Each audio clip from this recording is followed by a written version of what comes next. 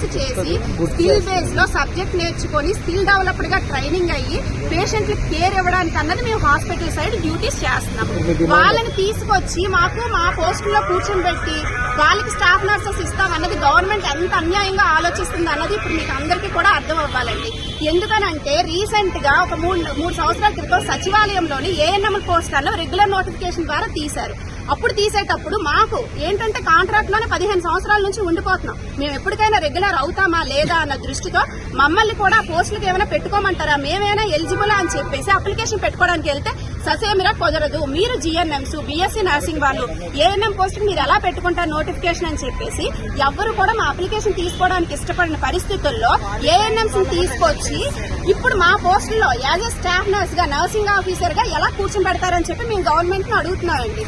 మీరు అనుకుంటున్నారేమో contract staff nurses ఉన్నారు, లేకపోతే నర్సింగ్ రిలీవ్ అయిన పిల్లలు ఉన్నారు, చాలా తక్కువ మంది అని ఏమైనా ఎవరికైనా డౌట్లు ఉంటే గనక ఒకసారి ఎంక్వైరీ చేయాలండి. అసలు కాంట్రాక్ట్ లో ఎంతమంది ఉన్నారు? రేపు పొద్దున్న వేలాది మంది స్టూడెంట్స్ అనేది నర్సింగ్ చదువుకొని బీఎస్సీ చేసుకుని రిలీవ్ అవుతున్నారు. ఈ రోజు ఏఎన్ఎం పోస్టులు ఇస్తే రేపు పొద్దున్న వాళ్ళ భవిష్యత్తు ఏమవుతుంది? అదంతా వదిలేస్తే పేషెంట్ వరకు మేము వచ్చేదే మా ప్రొఫెషన్ దేనికంటే పేషెంట్ కి 24 గంటల పేషెంట్ పక్కనే ఉంటూ పేషెంట్ కి సంబంధించినటువంటి కేర్ ఇవ్వడానికి మేము వస్తాం. 4 సంవత్సరాలు చదువుకొని దానికి సంబంధించినటువంటి సబ్జెక్ట్ అంతా గెయిన్ చేసి ఎప్పుడు ఏం చేయాలి, పేషెంట్ కి ఎలా ఇవ్వాలన్న కేరు వాళ్ళ ద్వారా ఇప్పించడం అన్నది కరెక్ట్ కాదండి. వాళ్ళకంటూ ఒక లైన్ ఉంటుంది. ఆ లైన్ ప్రకారం వాళ్ళకి ప్రమోషన్స్ గానీ లేదంటే వాళ్ళకి ఇవ్వాలనుకుంటే రెగ్యులర్ జాబ్ అనేది ఇవ్వచ్చు.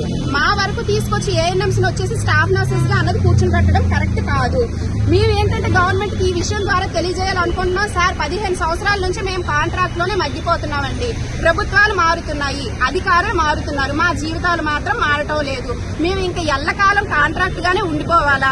ఇదే ఏఎన్ఎంస్ మీరు నర్సింగ్ ఆఫీసర్స్ గా గనక కూర్చుని పెడితే రేపు పొద్దున్న ఇప్పుడు చదువుతున్నటువంటి వేలాది మంది స్టూడెంట్స్ వాళ్ళ భవిష్యత్తును కోల్పోతారు. వాళ్ళు అనుకుంటారు మనం ఎందుకు కష్టపడి 3.5 సంవత్సరాలు చదవాలి, 4 సంవత్సరాలు చదవాలి, మనము కూడా 10th చదివేసి ఏఎన్ఎం చేసి వచ్చేస్తే చక్కగా కాలు మీద కాలు వేసుకొని రెగ్యులర్ పోస్ట్ తీసుకోవచ్చు కదా అన్న మా డిమాండ్ అయితే వెంటనే మాకు కాంట్రాక్ట్ లో ఉన్న ప్రతి ఒక్క స్టాఫ్ నర్సెస్ ని 7,000 మందికి పైగా కాంట్రాక్ట్ లో ఉన్నాం.